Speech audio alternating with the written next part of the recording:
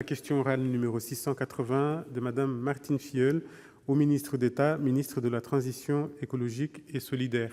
Vous avez la parole, chers collègues. Oui, merci, Monsieur le Président. Madame la ministre, votre gouvernement a osé. Il a osé alors que les Français et les Françaises réclament une meilleure prise en compte de la parole citoyenne. Il a osé limiter une fois de plus la démocratie participative sous couvert de simplification.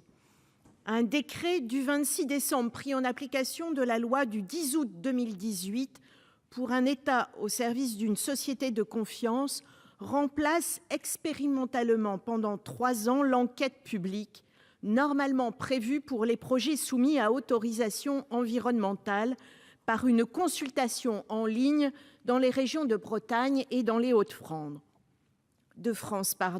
Le choix de ces régions n'est pas anodin. Certains projets sur ces territoires ont fait l'objet de fortes oppositions, à l'exemple de la ferme des 1000 vaches dans la Somme ou, dans le département du Nord, l'installation des parcs éoliens comme à Villers-Plouy. Ce décret permet d'écarter de toute enquête publique les projets à risque qui feraient l'objet de réticences. Restreindre le débat public sur des installations ayant une incidence importante sur l'environnement est une erreur, à l'heure où le développement durable et l'écologie constituent un enjeu important et font partie des préoccupations des habitants. Par ailleurs, le recours à une consultation numérique se heurte à l'électronisme qui touche 13 millions de Français.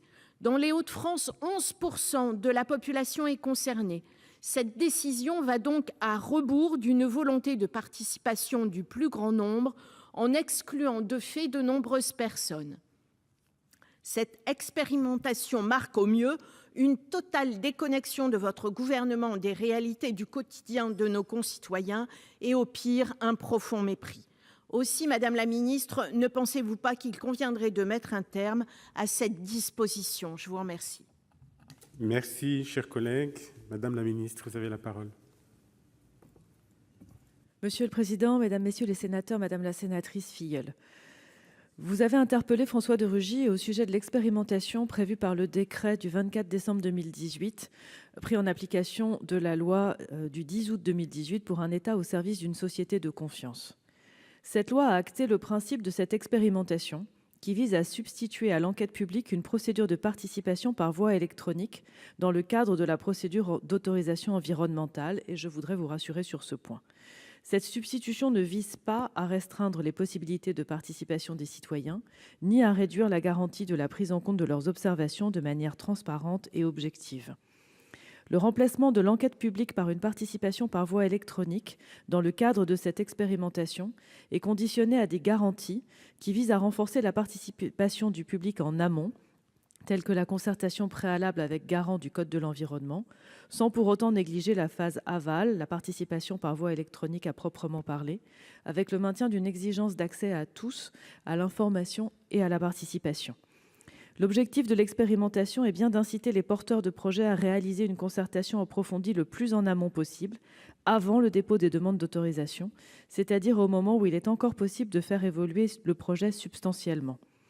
En effet, bien que la procédure de participation par voie électronique soit par principe dématérialisée, elle prévoit également un certain nombre de mises à disposition classiques, notamment par format papier, qui permettent un accès du public par d'autres canaux que la mise en ligne à l'information. Le public peut ainsi demander communication du dossier sur support papier dans des conditions définies à l'article D123-46-2 du Code de l'environnement. L'autorité compétente peut également prévoir, en fonction du volume et des caractéristiques du projet de décision, des modalités de consultation du dossier in situ. Enfin, l'article 56 de la loi ESSOC prévoit, dans le cadre de l'expérimentation, la possibilité de transmettre les observations par voie postale. Cette procédure de participation par voie électronique ne restreint donc pas la possibilité du public de pouvoir opter pour une mise à disposition du dossier papier et de s'exprimer par voie postale, et elle n'empêche pas tous ceux qui ne peuvent pas ou ne souhaitent pas avoir accès à des outils informatiques de pouvoir exprimer leur avis sur ce type de projet. Je peux enfin vous assurer que nous serons vigilants à ce que l'évaluation issue de cette expérimentation mette en lumière les avantages et les inconvénients relevés au cours de ces 3 années. Je vous remercie.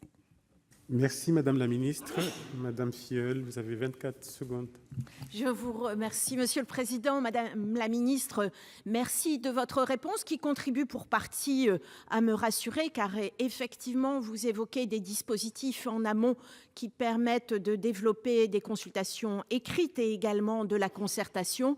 Néanmoins, j'attire votre attention sur le fait qu'une information importante doit être menée auprès des responsables locaux et des citoyens, car à ce moment de l'histoire, ce décret suscite beaucoup d'émotions dans les territoires et il y a effectivement un déficit de communication sur les autres possibilités qui sont offertes donc par le décret. Merci à vous de pallier ce manque donc d'information.